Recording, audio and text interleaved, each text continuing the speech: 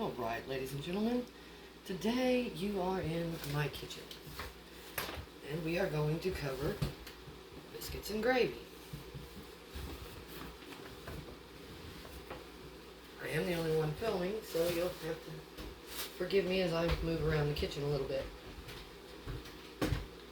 So, we're going to go with biscuits first. Now, this is a recipe I do know by heart. It's very simple. All you need is all-purpose flour, 2 cups.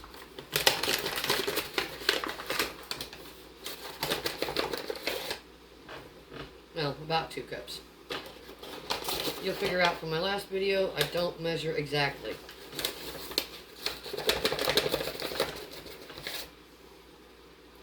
So after your 2 cups of flour, you're going to need 2 tablespoons of baking powder. This is your leavener. So the trick with this is after you open it, you've only got so long before it starts to lose its effectiveness. After about 6 months, you should probably throw it out. So 1 tablespoon per cup of flour.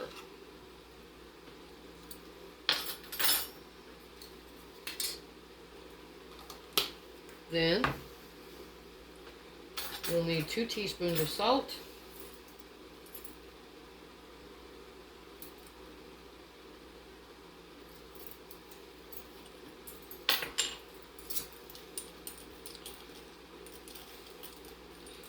this might be easier to do than I thought.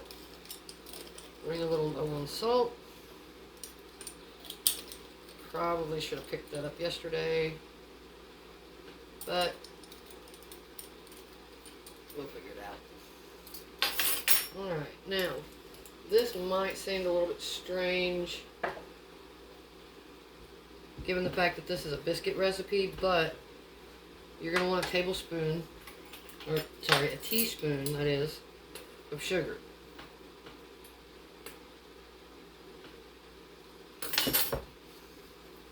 In case you're wondering, that's half a teaspoon that I'm using because I can't find my teaspoon.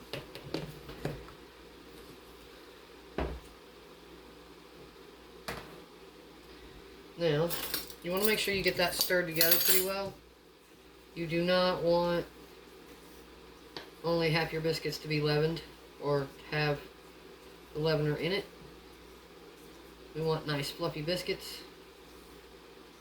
We do not want hockey pucks. Once we get these put together and rolled out, we'll start on the gravy. Now next,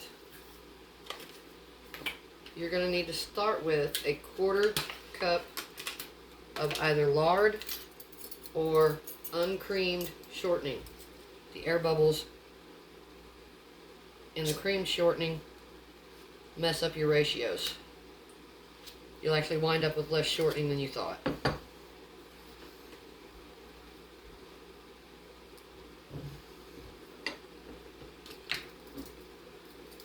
And a 1/4 cup is 4 tablespoons.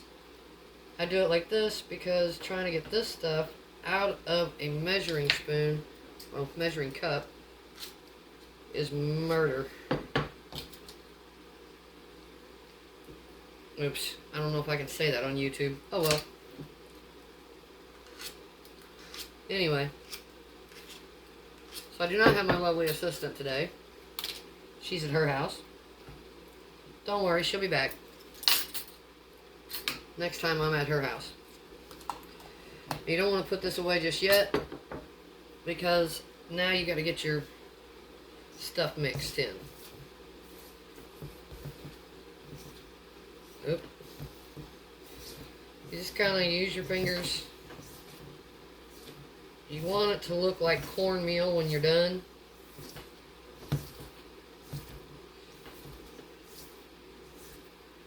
You know, a lot of people butter the top of their biscuits before they put them in the oven. I let mine bake a little bit, and then I butter the top of the biscuits. If I don't, in my oven, it'll burn the top of my biscuits. This goes back to being familiar with your oven. And yes, there is one more ingredient that I don't have out, but it's kind of warm in here, and I don't feel like having my milk go bad. So you need 1 cup of milk. Hang on, I'll be right back.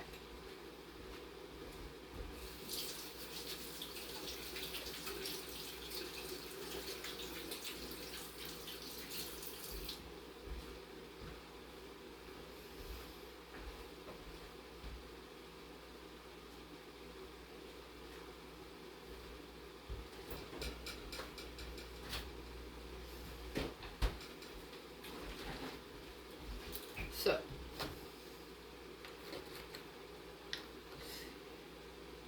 this is a 1/4 cup measuring cup. So we go 1. Whoa, that's probably 2, and that'll be 3. That's more than we need. But I'll show you how to deal with that in just a minute. Oh, there it is.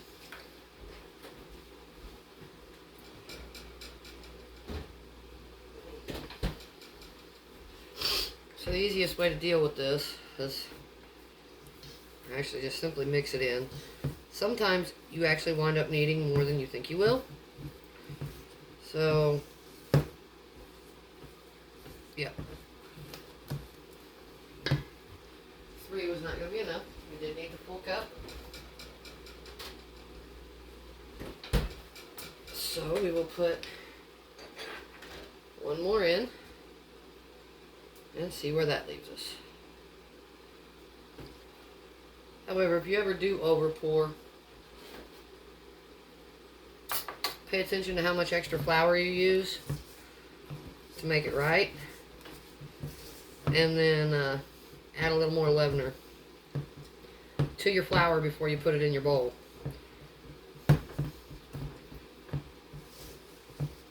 Alright.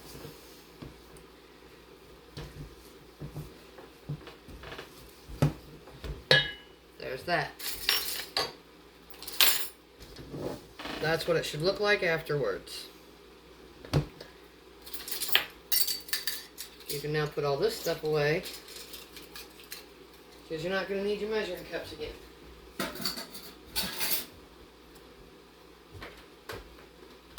However, I hope you didn't put your flour away, because you will need it again.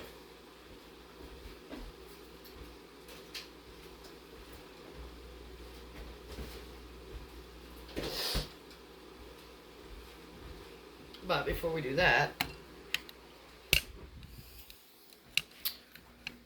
we're going to go put the potatoes in.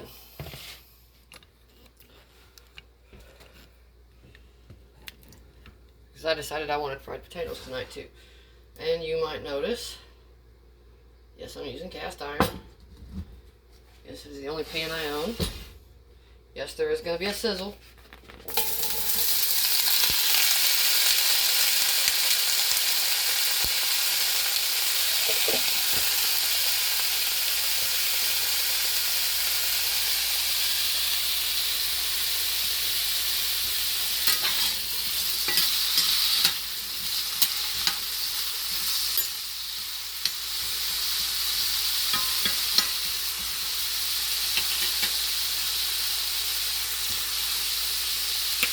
We are going to add a little pepper.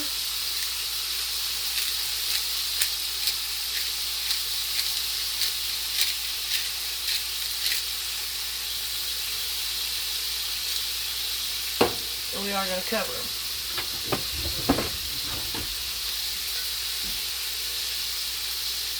And when they're just about ready,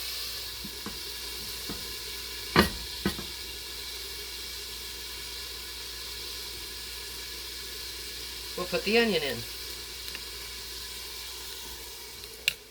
Alright, back over here we go. There's our nice dough.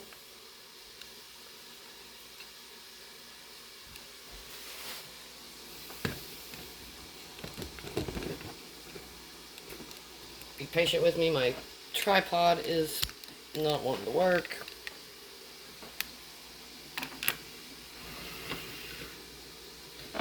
Now for the fun part.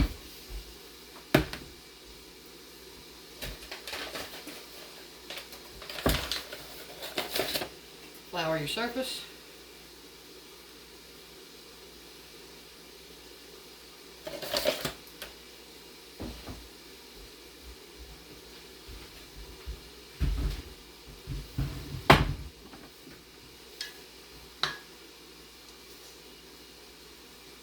And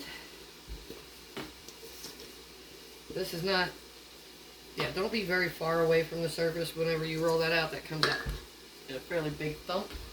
You will have flour everywhere if you do. You don't want to knead this very much. Just about 8 to 10 times.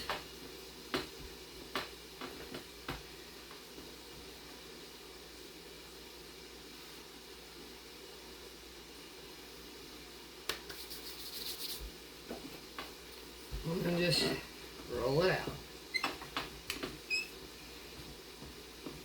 Sorry if the video looks like it's shaking. I really wish it wasn't. But my table's older than my rolling pin, and I need to tighten the legs up on it, I guess. Hopefully you guys don't get dizzy. Biscuits really are very easy. You just roll them out a little bit. And then I put mine on a baking pan, baking sheet. Set them close together. The thicker you cut these, the thicker your biscuits are going to be. I'm eating mine with gravy, so I don't exactly want them to be real thick. And if you set them edges touching, it helps them rise better. So I always make sure I do that with mine. Because I don't want them real thick for gravy, but I don't want thin biscuits either. If I decide I want to put a little butter and honey on it later, I want to have a nice biscuit to do that with. I just bring the dough back together. You do not have to roll this one out. You don't have to roll it out the first place, but that just usually helps make it more even. Once you've done it a few hundred times, though, you can get it pretty close with your hands.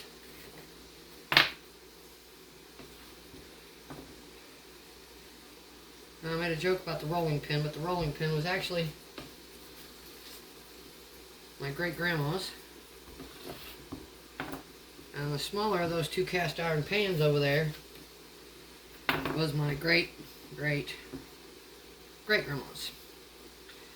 Yeah, so like 5 generations of family meals have been cooked in that pan.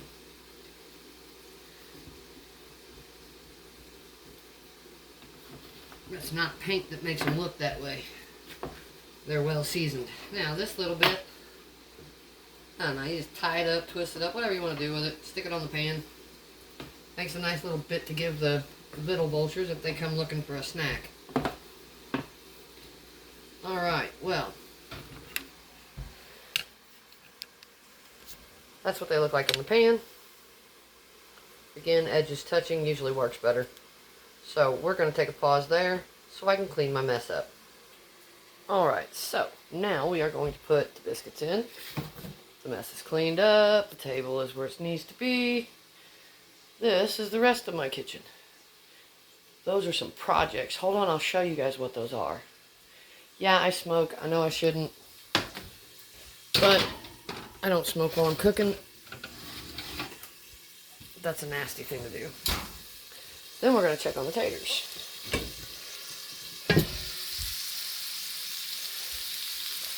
They are almost ready to be flipped.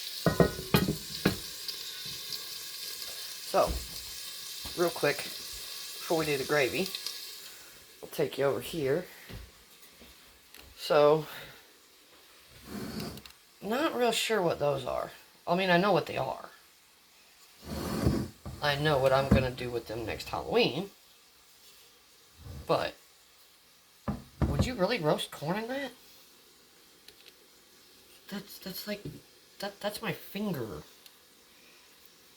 Too small for any other corn that I know. This is some kind of lamb or a cow or something. I literally found these buried in the ground. My witch's kettle. Pretty cool for a Dutch oven. Actually going to be my camp oven, or my camp pot. That one, I'm probably just going to fix up and give away. Those are my other three. They get used a lot. Alright, well, let me get my stuff together and I'll be right back. Alright, next we're going to do the gravy. I'm going to try not to make a mess. It's not going to happen. I'm going to make a mess, so you guys just get ready. Oh, yes. Yep. Then we're good. Almost.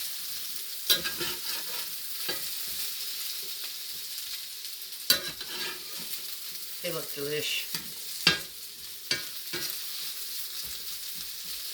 Now, some people may say that this is going to be too much onion. But to me, you can never have too much onion. Off it goes.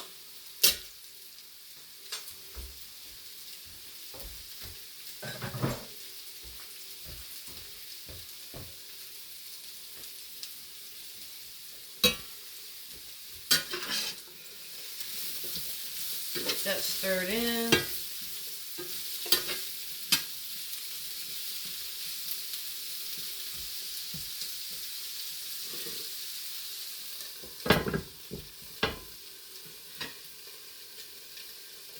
Turn the heat down.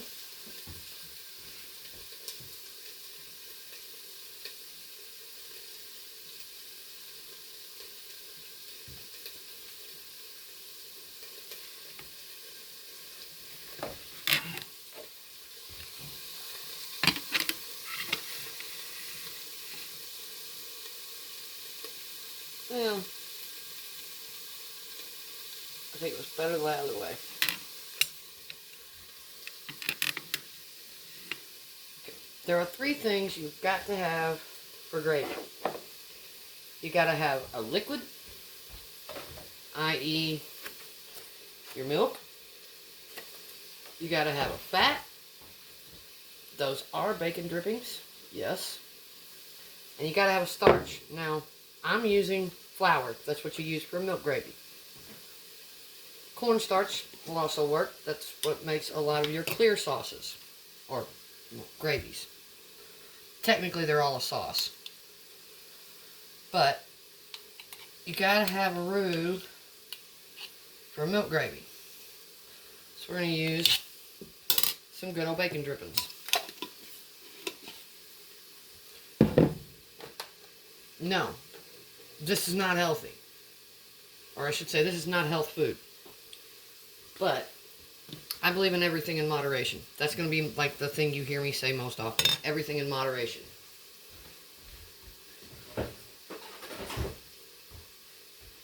While I do know that there are people and there are things out there that can medically keep you from eating something, I do not believe in any way, shape, or form that it is ever healthy to completely remove any item from your diet that is considered part of the normal food chain. The only real way to stay healthy is by doing a sustainably healthy diet. So yeah, I don't eat biscuits and gravy all the time. I would love to, but I don't. Because if I did, I'd be big as a house, which is unhealthy for me.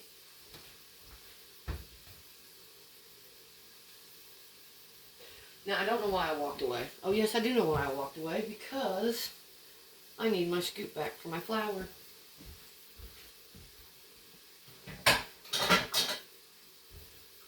And I had rinsed it and put it away. Because, yeah, I do that. So what we're doing right now, we're setting up a roux. What they call a roux. Basically flour, or I should say starch and fat, but this is flour and fat. And you want to brown your flour. If you don't, it's going to taste the same way when you put it on your biscuit as it did whenever you pulled it out of the freaking bag. Don't do that. Always take time to brown your flour. Yeah, it takes a few minutes. Takes a little bit of patience. But it's worth it. Trust me. It won't be a good gravy if you don't brown your flour. Now, the darker you want your gravy, the more you brown your flour. I kind of like a tan gravy. So, I only brown my flour until it's that dark. No, not as dark as potatoes.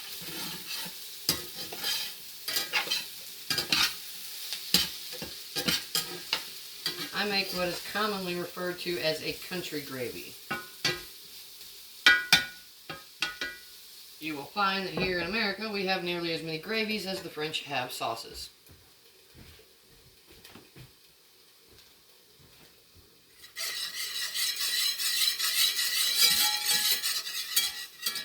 Probably thanks to French influence, especially in our southern cuisines.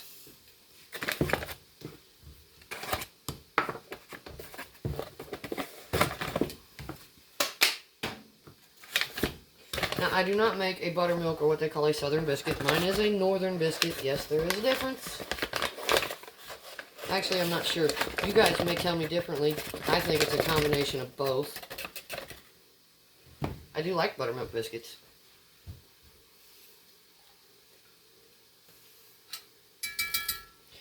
Now, I started out with 2 tablespoons of the bacon drippings.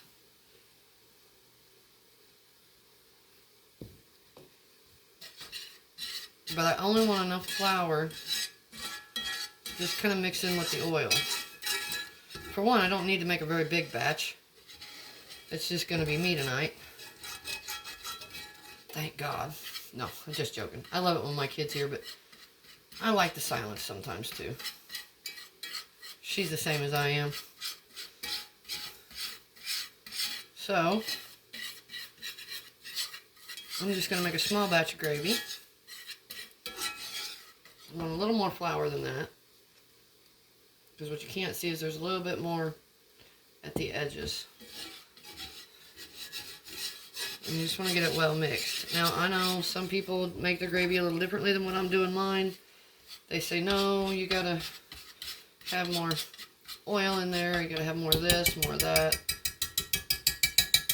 I don't do that because, for one, the more oil you put in it, well, the looser your roux is gonna be. And I don't like oily gravy.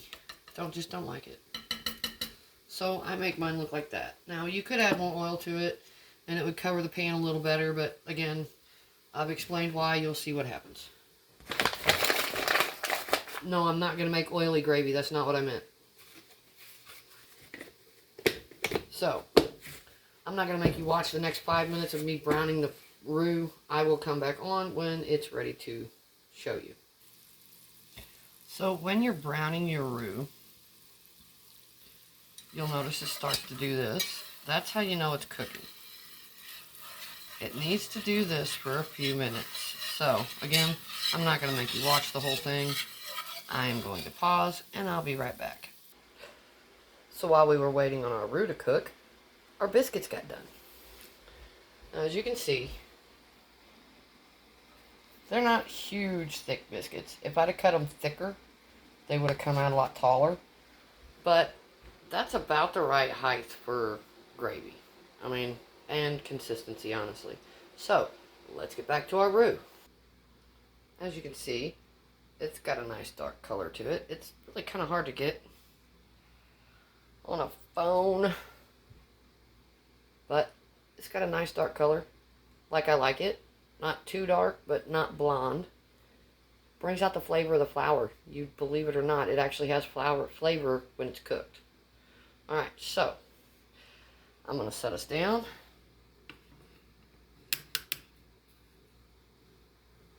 We're going to put the fire on low, which for me is 4. I'm going to put my roux back on the flames. Well, not flames. It's electric, unfortunately. I don't like electric. I'd rather have a flame grill, but hey. And in goes the milk. Now, I know that looked like a lot, but trust me when I tell you, it's not as much as you think it is. And when this stuff gets done, you'll see why. Now, a lot of people have trouble getting non-lumpy gravy. I don't really have that much trouble. But I use a whisk, which helps. I also try and pour the milk slow enough that it doesn't cause the roux to actually come up off the pan. That way you don't get cold lumps in your milk, which should keep you from getting lumps in your gravy. Just keep an eye on it though, because gravy does not take long to cook. In fact, our taters are done, so we're going to switch the gravy pan over to the bigger burner.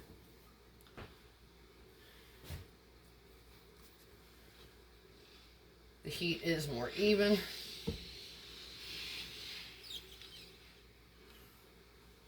We'll turn that one off, because again, our potatoes are done. They look delish. We'll move over here where you can see the gravy better. Yes, I use all those knives. Yes, I really do need them.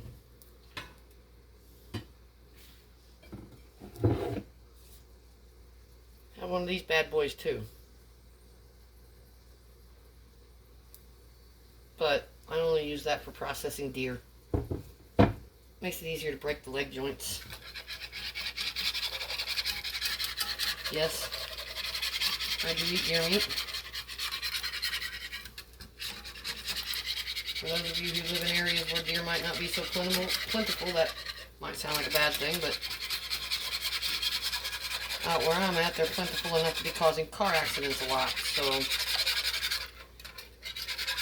and, yeah, try having a garden without a fence around it, you're not gonna. They will come in overnight, and if it's not the turtles and the rabbits, yes, turtles will get into your garden. Most of you who have a garden know this. Not for the turtles and the rabbits, it'll be the deer that get your garden.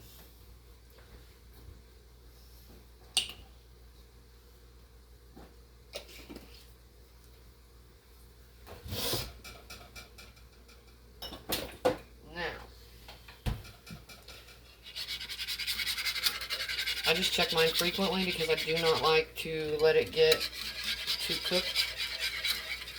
You'll know what I mean. You'll feel it thicken up along the bottom. You want to keep that stirred in. That also helps keep you from getting lumps. And basically what you're going to do is you're going to cook it until the flour thickens up. And everything gets, well, as thick as you want it, really. I mean, you don't have to do a really thick gravy. I like mine thicker when I'm eating it on biscuits and potatoes, but if, say, I'm putting it on mashed potatoes with country fried steak or, country fried chicken or a chicken fried steak. Yeah. For my overseas viewers, I will just have to show that to you because there is a difference. They are not the same thing. And if you like fried stuff, it's worth learning. It's not hard. In fact, maybe I'll do that next time. Let me know in the comments if you guys want me to do those next time. I'll show you the difference. They're both delicious though, seriously. And you guys probably have foods over there that are comparable to it anyway. I'm sure it didn't just like come out of the blue. It's kind of like a fritter. That's probably where that came from. But anyway, once you know your milk's heated up, then I usually turn the heat up because that will help it get done faster. And I'm hungry, so I'm like literally, you guys are watching me cook my dinner. And I'm hungry. So, we're going to take a pause there. I am going to drink some coffee, and I will bring you back when the gravy's ready. Wait, this is also the point where I usually add my salt and my pepper and any other spices that I might want to add. So, hang in there. If you like a spicy gravy, like if you want to try it with a little kick, I'll tell you this. Red pepper flake works really well, especially if you don't know how spicy you like it.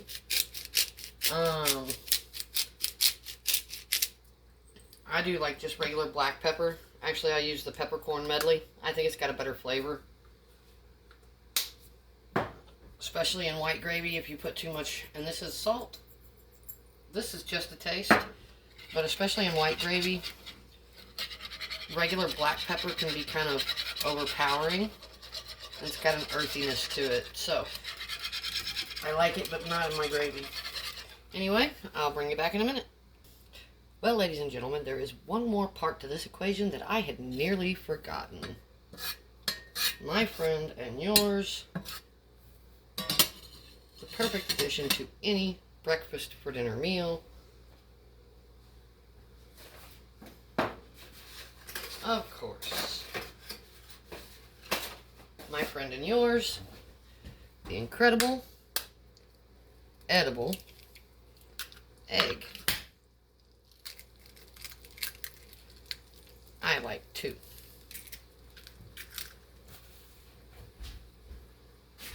Now, our friend here, while delicious on its own, can always use a little bit of pepper.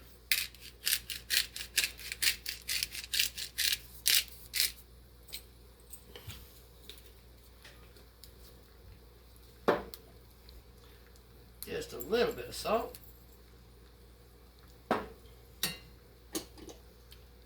And a lid. I like my tops cooked.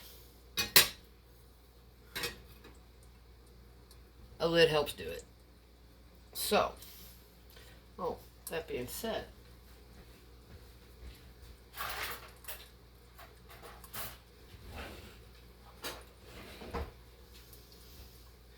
now that our gravy is done, let me show you. So, I like a very thick gravy. Just like that. Some people don't. Not saying you gotta eat it that way. Make your gravy however thick you want. That's one thing about gravy. It truly is what you want it to be. Alright, now, see, look at that. For all y'all people out there who like your Teflon fancy stuff that winds up in the trash and in the dumpster, that pan is 100 years old. I am not even joking. I could not tell you how many thousands of meals my great-grandma, my great-great-grandma, my grandma, my mom, and me have now cooked in that pan. How many times you see that kind of slippage? That is cast iron, ladies and gentlemen. That is environmentally friendly. Just say. And it makes a mean fried chicken.